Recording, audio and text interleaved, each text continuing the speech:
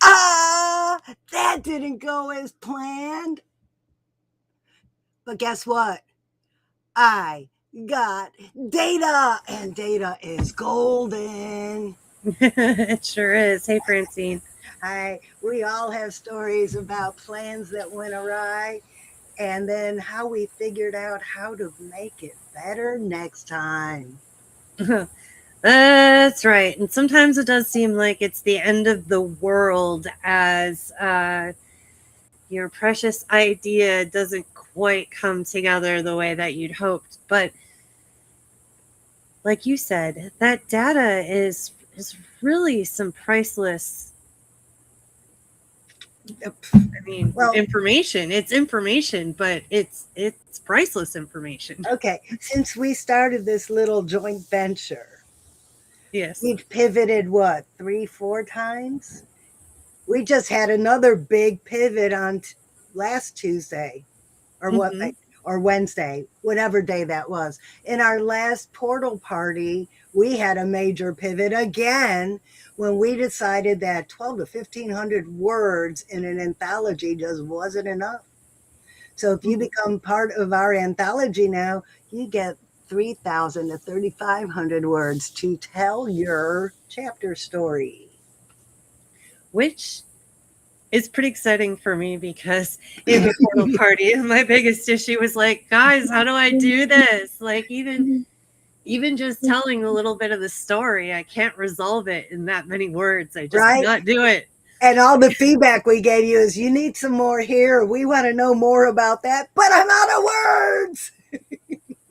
I was like, so you guys, where I'm at right now with just the brainstorming skeleton at the end is yeah, I got like I don't know, I think I had 250 words left or something like Yeah, that. yeah, And pretty yeah, you guys were much. like, more, we want more of this, and we need to know more about this. And I was like, all good suggestions. I'm like, yes, you actually probably really do need to know more about all those things. So I'm very glad that we had this executive decision moment. We had, do we had three We or have four anthology four. members with us? We had Yeah. four. Well, we had three authors and a guest. Okay. Yeah. So, I mean, there were enough of us to be like, more words. And, More words. But that's something we wouldn't have known unless we started working, started trying, started doing something, and then determine, ooh, we need to make an adjustment. So if you're sitting out there and you have this big idea and you're thinking, well, I don't know if it'll work, or I just need to get this and make this better, and I need the website designed, and I need. Just do it because you never know what you think you need might not really be what you need. So, Heidi, you told me a story about this big idea you had and something you learned. So, why don't you tell your story? sure. So when I started coaching in 2020, I was trying to figure out what I was going to do, and I wanted it to be fun. And part of my story, as far as how did I get out of this inaction? I started in my recliner looking at my to do list, wondering why I wasn't doing any of those things for myself, for a thing that I said that I was really passionate about doing, music. But yet, in my day job, I was working my 40 hours a week plus getting all of those to do lists done, but I just couldn't do this for myself. So, how did I start getting out of that was building small intentional habits. And so I started building a little game around it for myself and just kind of giving myself little points and see if I could outscore myself from one week to another. So I thought it would be fun to make this part of my coaching program when I first started. So I'm kind of techie. I mean, I'm not the most techie person in the world, but like I dabble enough in a bunch of different things to have a good overview. So I started to figure out how I could put these things together. It's funny because the last learning phase, everything was totaled up by Excel. Talk about just, I tried all these like different apps and stuff, and eventually came down to finding someone who was really smart about Excel that could just program the sheet and the forms and it all to work together so nicely. But what I really wanted was to have an app or something so that it would really track everything, and then we could make it like more than you just get points, but maybe like you get like cash back money. Like, so I called it Achieve Bet, because basically you're putting some money down to bet on yourself, and then ooh, you might win. Like, keep getting those points every day. And it was pretty fun. Like, the people that did it with me, like, oh, we had a good time together. It was a great case study. But you ready for the lessons? I'm ready. Let's hear them. Okay, so while everyone that was doing everything got really good results, everybody could say that they had improved on at least one habit and kind of locked it into a new muscle memory that they didn't have before. So that was the positive side of it. But in order to track all of those points every week, it was just exhausting. There was so much work that I had to put into it, and it was not sustainable at all. And at the time, I didn't have the money to invest to be able to upgrade to something that was going to work better. I just started my business. That's just where I was at.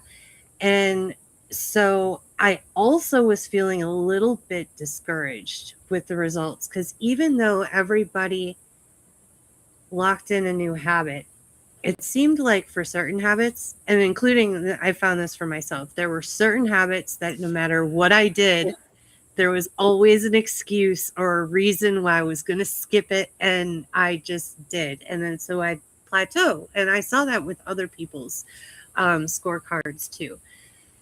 So I was like, I need to do some more research. I need to figure out some more stuff. And I'm so busy trying to do the scorekeeping for this. I can't do all that. Plus I was doing one-on-one coaching and other stuff besides. So I had to make a very difficult decision, Francine. Yeah. I had to put my baby to rest. Well, wait. Did you kill it, or did you just let it take a nap? Oh, it's in like one of those cryo freeze type things, ready to pop out, and we'll just start where we like left off. But I know what I need to be able to open the chamber again.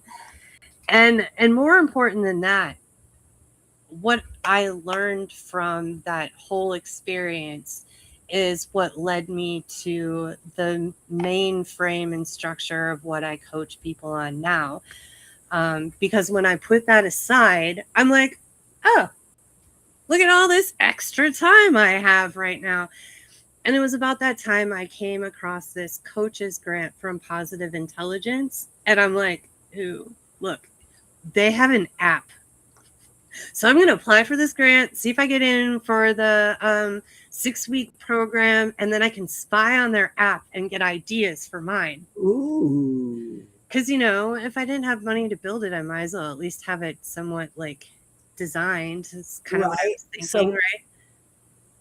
So when you do find the right opportunity, you're ready to go. Exactly. Cryo freeze. It's fresh. There you go. Or, don't keep your mind set on an app, because something else might come along. You never know. In the world of AI and in the technology, the way it's growing today, there might be some other opportunity besides an app. I'm glad you brought that up, because AI was not even like on my radar at all in 2020, 2021. It wasn't anybody's back then, right? Yes. So like you said, like things that are either not in existence now, especially when we're talking about technology stuff, or even if it's not, it could just be a random idea for your book you're writing that all of a sudden pops into existence and it wasn't right? there before. Well, But sorry, I cut you off.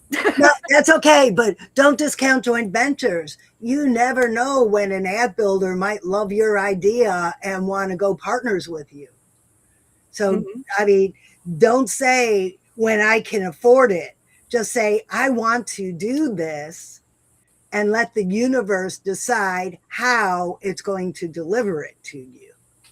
That is a very good point, because often, and I'm working on this too, is like kind of just go, it's like an all or nothing situation. It's either I can afford it or I can't do it. But it's never just all or nothing, black or white kind of situation like that. And it's important to kind of call those things out when you hear them, because it helps you be more open to other opportunities that exist. Um, but what happened from the positive intelligence grant situation is I learned exactly what I was looking for. I was like, why is everybody plateauing? Why are they getting to this point? And what became quite evident to me was it's these stories that we've been telling ourselves, and we've just let in those processes run without stopping to question them or change them. And so it affects how often you exercise. It affects how much water you drink. It affects how much you hang out with your friends and family. It is so crazy. It's tied to everything. Everything. So I was excited at that point, because I was like, well, before we even get to the achieve bet game, it's almost not even fair. They have to learn this positive intelligence operating system habit first, and it was easy peasy. Like I said, they had an app, so I loved it. And so that's why I invested all the time and became a certified positive intelligence coach, because it played game, get Yeah. it? um what I was planning with Achieve Bet, and like you said, it's not dead. It's put aside for now. And it's okay, because when the right opportunity comes up to bring that game back into existence again, it's going to happen with ease and flow. Because that's something else that I didn't have when I first started coaching. I mean, I was still working on a lot of habits, and which was one reason why I decided this would be like a great thing for me to start coaching with, because then I was also getting something from my clients at the same time. As I was giving accountability, I was getting accountability back. And so that really helped me stick to everything that I needed to do to get my business started and really start to understand who I was going to help and why. And without having a project to work on, I mean, if I would have waited until like the right opportunity to get the app going, I mean, there's just so many things I would have missed out on. The relationships that I built while I was flying the plane that was still getting put together, and all of the great feedback I got from them, um, really helped me establish what was going to be important as the foundation for my coaching. Did you hear that helicopter land on my roof? No, I heard like something, but it was not helicopter noise. Yeah, that this helicopter was like this far from my roof just now. That's crazy. Reminds me of my old life. That happens all the time here. Yeah, We're like on a helicopter flight path or something. I don't know. so are we. So are we. Anyway, sorry I interrupted you. It's like I couldn't even hear you talking because this helicopter was right over my head. I get it. Yeah. So, I mean, I could have not done it. I mean, there were, even just starting my coaching business, the plan was, I was going to get good solid year of saving money and putting it away to start my business and then be a full-time coach by the end of 2020. And then COVID happened, shut everything down. Nobody had money for coaches. But that was okay. I still needed to, I was still in the figuring it out stage. Right. And even though I didn't have the amount of money that I wanted to start my business with, I ended up getting blessed with a bunch of time, and I didn't waste it. And I just got started with what I had. And luckily, that springboarded me an opportunity to keep working at this capacity. So I'm really glad we're talking about this, Francine. Yes. Let's circle back. Just do it anyways. If you're not ready, just do it anyways. I wouldn't be sitting here today doing this with Heidi had I not just done it anyways. Because I think we were talking about not doing this part of the whole thing. Like I'm like, we should live stream, and you're like, yeah. I'm like, well, and it wasn't the live stream. I was great. Let's do it on Zoom. I'm comfortable in Zoom, but you got me out of my comfort zone to Restream, which is the greatest thing in the world because now I use Restream for all kinds of stuff. And if you haven't seen all my other stuff, hey, check it out. We have a live stream on Fridays. We have our Children's Authors Unite summits that go on quarterly. And I've live streamed for my Toastmasters group. So yes, Heidi got me out of my comfort zone, even though I wasn't ready, and we did it anyways. And oh my, what did we learn at the beginning? well, we learned that we were technically not ready for live streaming because we didn't have the appropriate equipment. Right. But you never would have known that if you didn't just try. And it was funny because I tried it and the laptop, it worked. It did the best that it could. And so then when I was shopping for a new laptop, that's when I learned how like it should not have been able to do how unready. It was like the little engine. I think I can. Yes, exactly. So, and I mean, that's all stuff that you learn just because you start doing it. I mean, we started doing the live stream. We got into a habit of it. It became something, like a weekly ritual kind of thing. Right. And so all of a sudden it's like, well, like it is about time to upgrade the computer. And the computer got upgraded and other equipment slowly but surely got upgraded. And I think it's kind of great because it really does show improvement in slow baby steps. It's realistic. It's something that we could maintain week after week with everything else that we're doing. Right. And not only that, we have fun. And well, not today. Where's all our viewers? But sometimes we get viewers that actually have fun with us. Yes. Viewers that I do see out there, feel free to put something in the comments, say hello, ask us a question. We're open to all that kind of stuff.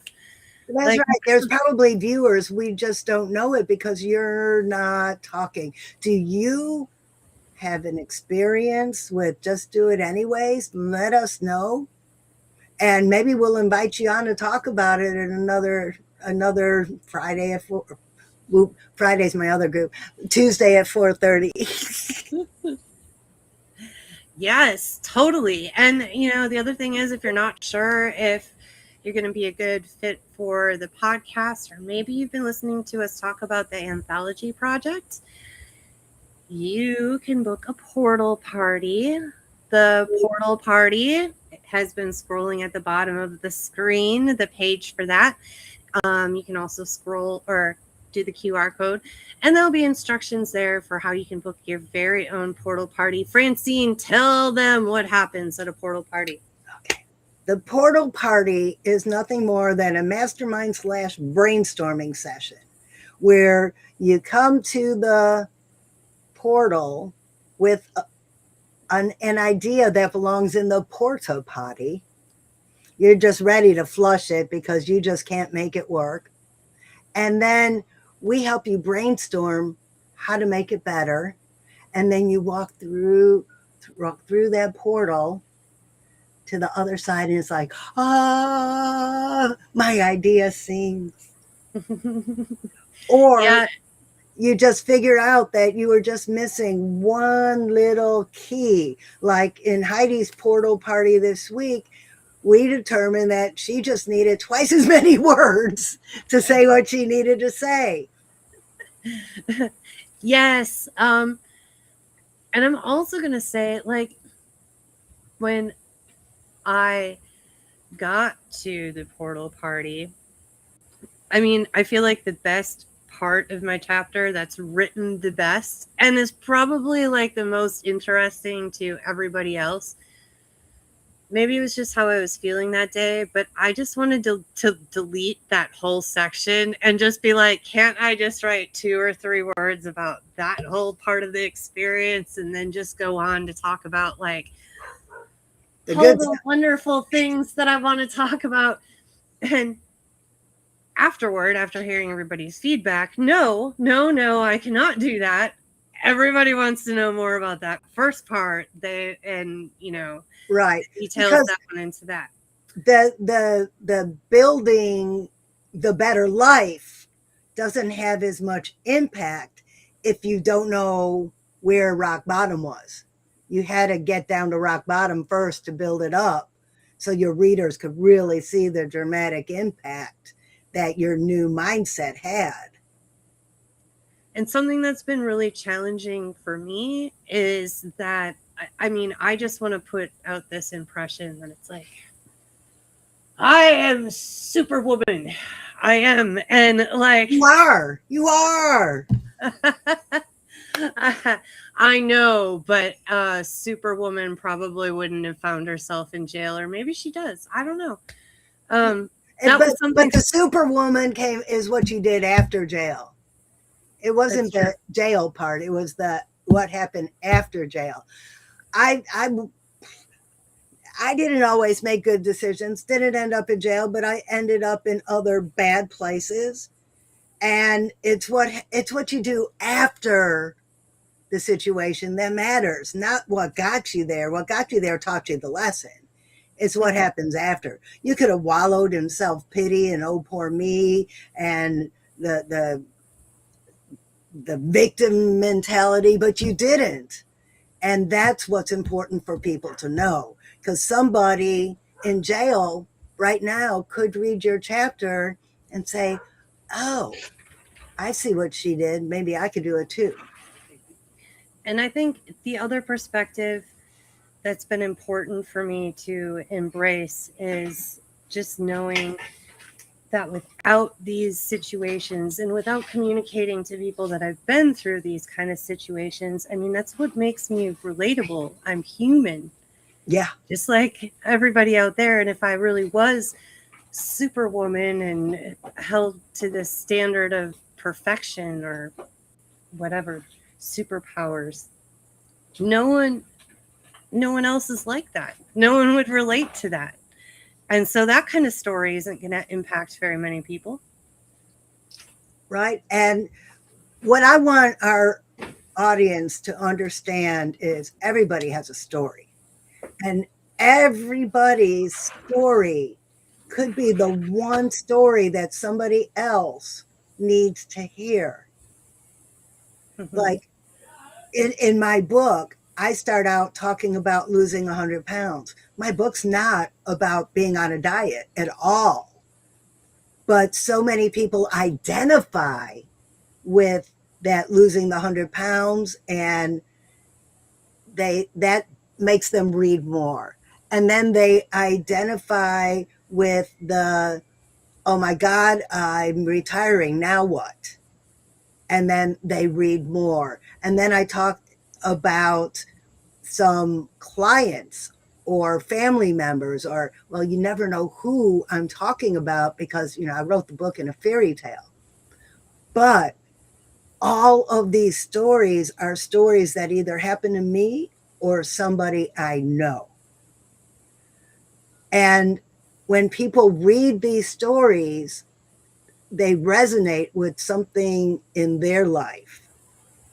So that's the beauty of an anthology, is we are coming together as a group of authors to tell our stories, the stories of how we believe that we could do something, and we did.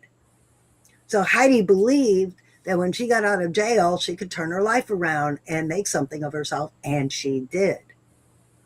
And there's so many other authors. Well, Tanya and her daughter are doing, That one's going to be good. oh So God, good. I can't wait, mother-daughter perspective of an adoption of somebody who came to the US not speaking English. Tanya raised a daughter from overseas. And not only that, but a daughter who came from a Muslim family. So there was the whole cultural turmoil they had at the beginning. And I can't wait to read that story because I know both of them and I know some of the story. And I can't wait to see what they write together. And then, and how often do you get the perspective of, like, you normally get like from the daughter's perspective and they told the story, you get from the mom's perspective and they told the story.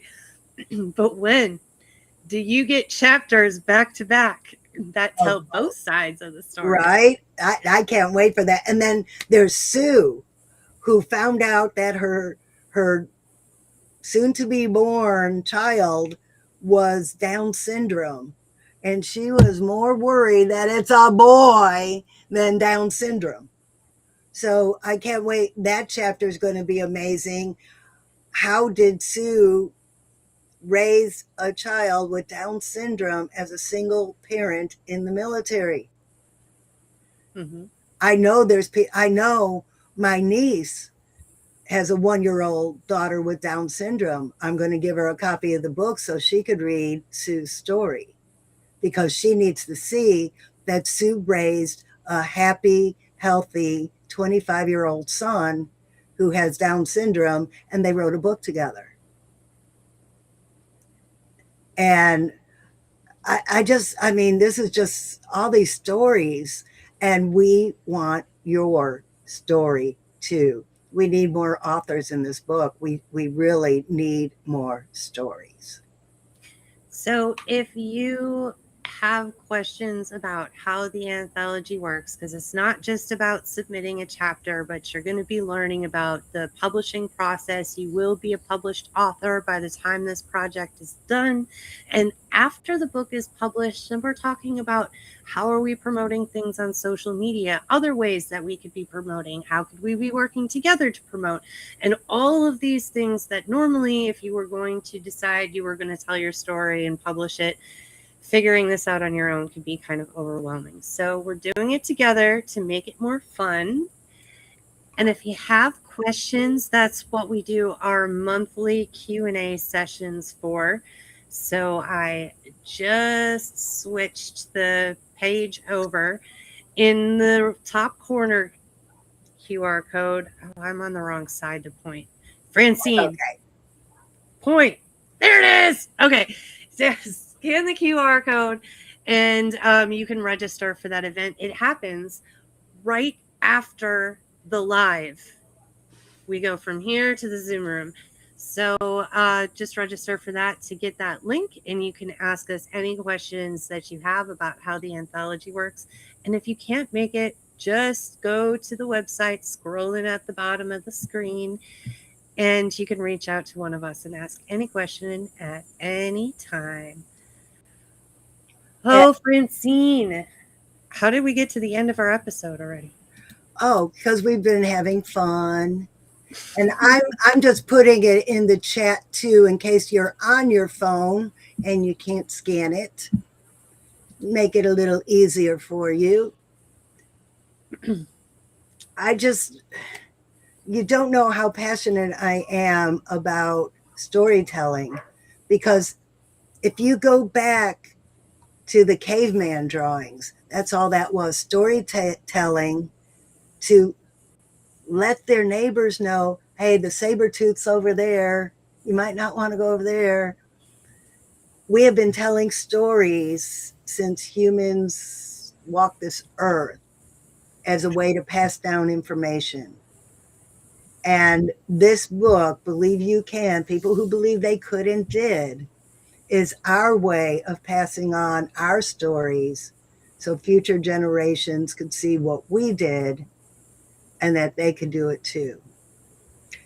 And then what I really love about it is everybody will have an opportunity in this book to have a page where you could put links to your website, links to your other projects, links to whatever you want to link so people could find what you're doing in your world, and we will help you promote that too. So you're not just going to be an author, you are joining a community of people supporting each other. And I think like the most important thing that I heard out of that was if you are having trouble promoting yourself and there's something worthwhile that you've been working on, you want to get the word out about it, this anthology project can be the vehicle to help you choose a new way to start promoting that you haven't tried before. For instance, you come right here with us and we start promoting you Tuesdays at 4:30. You get a welcome post where letting everyone know you are a member of this new community and you're going to write a chapter in a book. You will also have an opportunity to come to all of our events and network with our other authors and our other guests. Oh, Heidi, we forgot. Tell them about the affiliate program. Oh, well, you know, Francine and I, we can't do it all on our own. And we figured this project is more fun when you can hang out with your friends. So you might as well bring yours. So if you invite a friend of yours, they come in and work on the anthology project, you get an affiliate payout as well for each person that you bring in. So it's a way to, well, get paid to invite your friends and then make it even more fun because we all get to hang out together. That's it. That's it. Bring your friend. Oh, and one more thing. I know we're past 5 o'clock, but one more thing. We're talking about going to Paris, France in 2027 to do a book launch because one of our authors is in France. Mm-hmm. We were definitely talking about that at a portal party. At a portal party. So you never know what you're going to hear at a portal party. That's right. Blow your mind kind of stuff, man, Francine. Yep. All right. Well, let's get out of here. Yes. If you can conceive it, you can believe it, and you can achieve it. From the head to the heart to the hands. Yes. Yes, you can. Yeah. Awesome. Bye. All right.